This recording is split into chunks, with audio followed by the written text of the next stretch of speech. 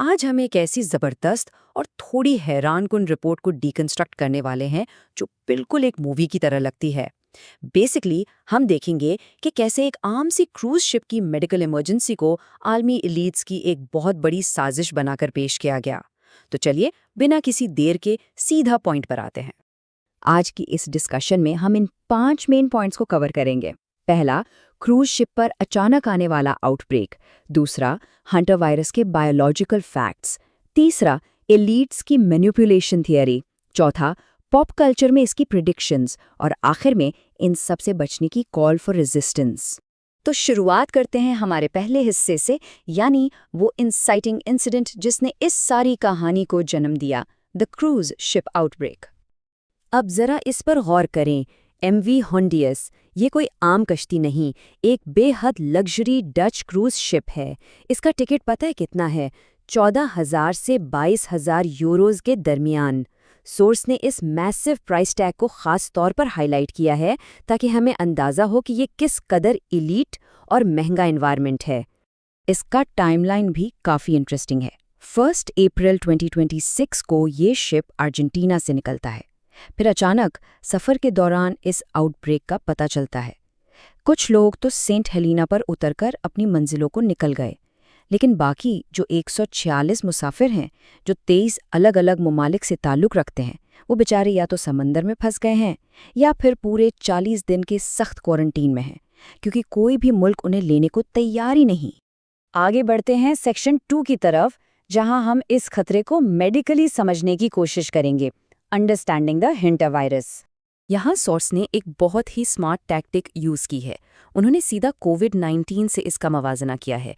देखें, हालिया पेंडेमिक यानी कोविड का मोर्टेलिटी रेट तकरीबन 1 से 2% था, राइट? लेकिन हंटर वायरस की वजह से जानों के नुकसान का तनासुब 20 से 30% बताया जा रहा है। ये डायरेक्ट कंपैरिजन इंटेंशनली इसीलिए बनाया गया है ताकि सुनने वाले को फ़ौरन खतरे की शिद्दत का एहसास हो। ये नंबर्स वाकई में डराने वाले हैं।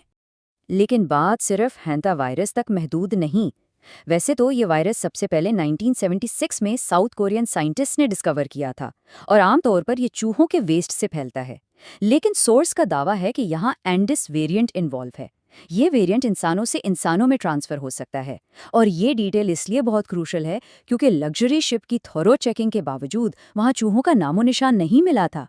तो जाहिर है एक ही सवाल बचता है कि आखिर ये फैला कैसे। बीमारी की प्रोग्रेशन को अगर देखा जाए तो ये काफ़ी फास्ट और खौफनाक है। पहले जस्ट नॉर्मल फ्लू जैसी सिम्टम्स होती हैं, जैसे बुखार या थकावट। फिर अचानक फेफड़ों और गुर्दों पर असर होने लगता है, जिसमें फेफड़ों में पानी भर जाना शामिल है। और आखिर में इंटरनल ब्लीडिंग के साथ मल्टी ऑर्गन फेलियर का खतरा पैदा हो जाता है।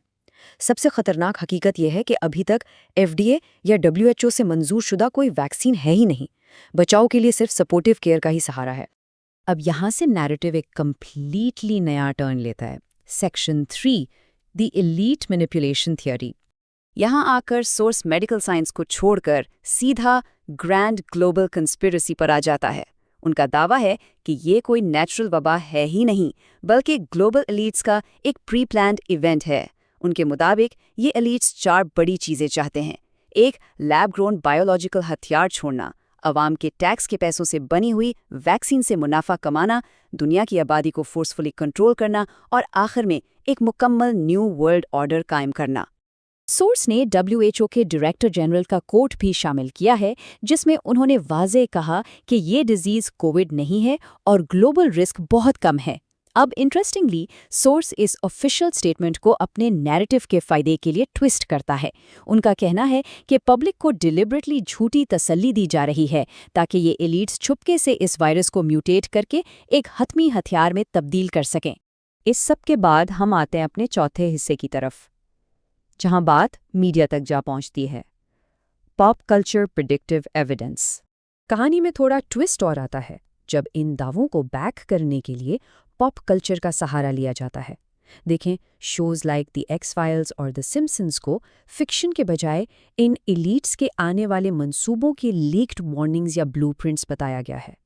सोर्स के मुताबिक एक्स-फाइल्स में लैब ग्रोन हैंटर वायरस का 50 साला पेंटागन प्लॉट पहले ही दिखा दिया गया था। और सिम्पसन्स ने तो क्रूज शिप क्वारंटीन, लो प्लेटलेट्स की वजह से जबानों का पर्पल होना और आलमी पैनिक की पेशन गोई बहुत पहले ही कर दी थी। हैरत होती है ना ये सुनकर।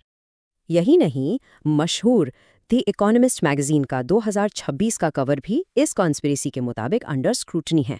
कहा जा रहा है कि उस पर बनी तस्वीरें आलमी जंगों और जबरी वैक्सीनेशंस के बारे में पेशगोइयां कर रही हैं। सोर्स आर्ग्यू करता है कि ये सिंबल्स पब्लिक के सामने इसलिए रखे जाते हैं ताकि उन्हें फेक एलियन इन्वेजन्स या न्यू वर्ल्ड ऑर्डर यानी दज्जाली निज़ाम के लिए साइकोलॉजिकल तौर पर तैयार किया जा सके। आखिर में हम पहुंचते हैं अपने 5वें और फाइनल हिस्से पर, द कॉल फॉर रेजिस्टेंस। इस पूरी इलैबोरेट थियरी को प्रेजेंट करने के बाद सोर्सर अपना असल मकसद सामने लाता है। वो लोगों को खबरदार कर रहा है कि इस मीडिया इंड्यूस्ड पैनिक और खौफ को अच्छी तरह पहचानें। वो इंसिस्ट करते हैं कि मुस्तकबिल में आने वाली जबरी वैक्सीन्स या लॉकडाउन्स के ट्रैप से खुद को बचाएं और इस रूलिंग क्लास की तरफ से एक ग्लोबल गवर्नमेंट कायम करने की नफसियाती कोशिशों को कम्प्लीटली रिजेक्ट करें। इस एक्सप्लेनर का सोर्स इस बात को एक निहायत पावरफुल और रूहानी नोट पर ख़त्म करता है। उनका कहना है कि ग्लोबल एलीट्स की इन सारी बारीक मंसूबाबंदियों और मीडिया मैनिपुलेशन की हकीकत सिर्फ एक शैतानी जाले की तरह कमज़ोर है, क्योंकि उनके मुताबिक असल और सबसे ताकतवर मंसूबा तो हमेशा कुदरत का ही होता है, जो इंसानियत की हिफाजत करता है। तो इन तमाम बातों के बाद ये सब हमें एक बहुत ही इंटरेस्टिंग और ज़रूरी सवाल पर लाकर खड़ा कर देता है। आज के इस दौर में जहां रियल वर्ल्ड मेडिकल डेटा को इतनी महारत के साथ ग्रैंड कंस्पिरेसीज में बुन दिया जाता है, वहां हम कैसे डिसाइड करें, हम कैसे एक असली वायरस की हकीकत और एक वायरल होती हुई कंस्पिरेसी थ्योरी के दरमियान फ़र्क को पहचान सकते हैं? ये वाकई सोचने की बात है।